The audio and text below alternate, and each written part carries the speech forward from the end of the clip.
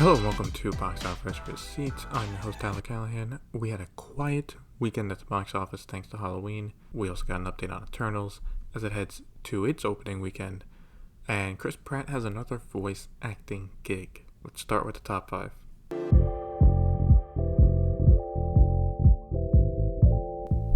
Staying in first place is Dune with $15.5 million for a total of $69.4 million. In second place is Halloween Kills with $8.5 million for a total of $85.6 million.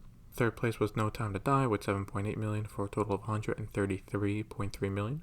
Opening in fourth place was My Hero Academia World's Heroes Mission with $6.4 million. Fifth place was Venom Let There Be Carnage with $5.75 million. As for the other new releases, they opened right out of the top 5. Last Night in Soho opened in 6th place with $4.16 million. And right behind it was Antlers in 7th also with $4.16 million. So Halloween being on a weekend did hurt the box office a bit, but that was to be expected as it was the first time in 2 years people could go out and celebrate more safely. The new releases did not do great at all. For Antlers, I feel bad for it because this was a movie supposed to be out last year. In fact, I remember when I went to see Birds of Prey, I saw a trailer for the film and it was pushed back as the pandemic started.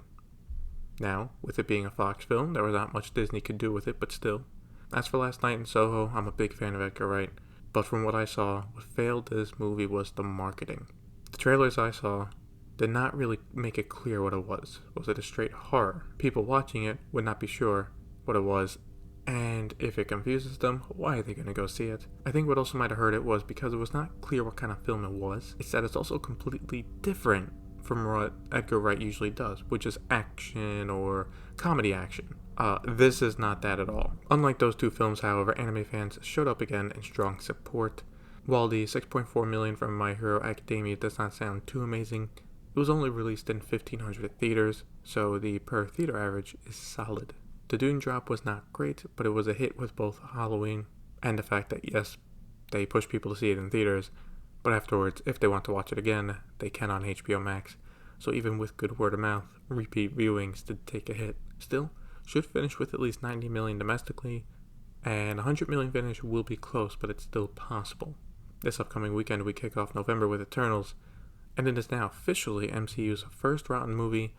As of this recording, it's at 51%. Right now, analysts still expect around a $75 million opening, and that would be solid, but the real question is how will word of mouth be, and how big will the second weekend drop be? Who knew, in all the crazy news in Hollywood for 2021, Marvel's first rotten movie would be one of them. From an Oscar-winning director, no less.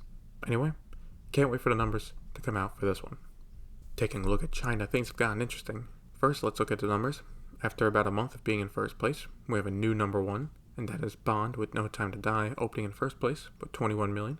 Right behind it, though, in second place, is The Battle of Lake Changjin with $19 million. And it extends its lead as the number one movie of 2021, now at $857 million worldwide. Third place was Dune, which was a big drop-off, making only $5 million for a total of $32.9 million.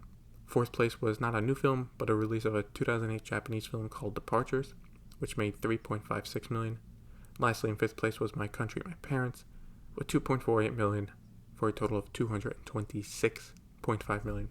For No Time to Die, this was okay, but not great. For reference, when Spectre was released there, it made $44.4 million in its opening weekend and finished with $83.5 million. Now, the issue No Time to Die has in China, besides the fact that 6 years between releases, COVID is back in the country.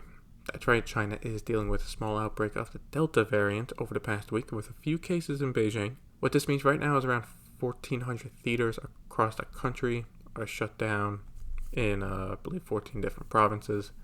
Variety says that this equates to around 13% of China's box office now closed. This likely did not help Dune, as it dropped 76% compared to its opening weekend. But how will this affect new releases? Well, for the next big Chinese films, nothing is set yet, so I would not expect any blockbusters from those studios until around the end of December, and if it gets worse, then not until Chinese New Year. For Hollywood films, we did get release dates for 2 more, though not the ones you were thinking of. Snake Eyes has been given the green light and will premiere on November 5th. Will it save that film from being a bomb? Absolutely not. And a week after, on November 12th, Jungle Cruise will be premiering in theaters there. This will probably fare better than Snake Eyes, but much better is hard to tell, as we're still not even sure how many theaters will be open. No release date yet for Venom Let There Be Carnage, and it's now looking at a late November release at the earliest, which, if Sony is lucky, that's what they will get. If it does not get a release until December, it runs the risk of trying to have both Venom and Spider-Man in theaters in China at the same time, likely crushing Venom's numbers. Looking at worldwide numbers, Dune made another $21.4 million for a worldwide total of $292.1 million. With $300 million a lock, we now look to see if it can finish above $350 million. Venom Let There Be Carnage also made $21.4 million for a total of $395.8 million worldwide.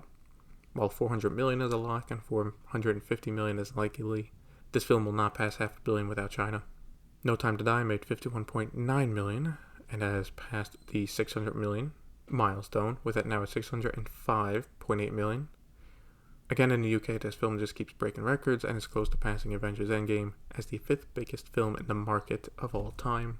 Halloween Kills made $8.2 million for a total now of $115.1 million. Ron's Gone Wrong is at $33.3 million worldwide.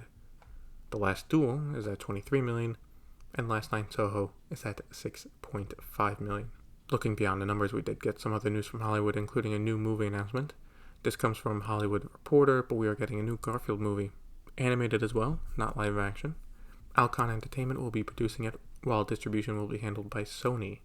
As for who will be voicing the character, well, it's Chris Pratt. As for others attached to the film, it will be written by David Reynolds, who wrote the script for Finding Nemo, and directed by Mark Dindal, who directed Chicken Little. No release date or year has been announced yet, so I actually think this could be a good movie.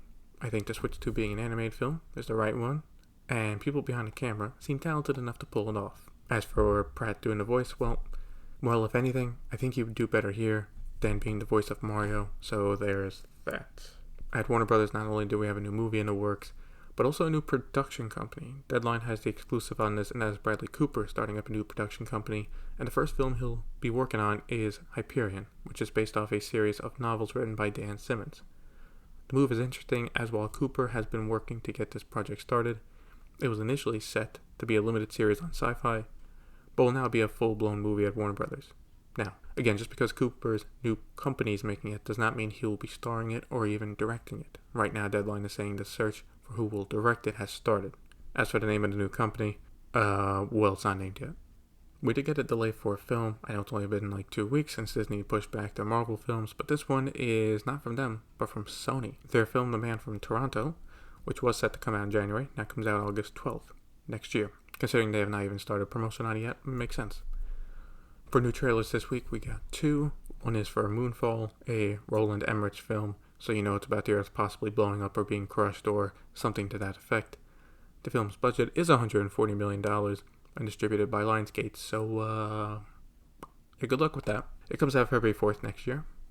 February is really looking real busy between a bunch of new films and video games coming out all at the same time. We also got a new trailer for Morbius, which is still set to come out in January. After seeing some new footage, yeah, it's straight up going to be like the first Venom movie, except with a different character. So, And that'll be it for this week's episode of Box Office Receipts. No VOD premium today. Question for the episode is, are you planning on seeing Eternals? Let me know on Facebook. Link to the pages in the show notes. Thank you for listening, and see you next time.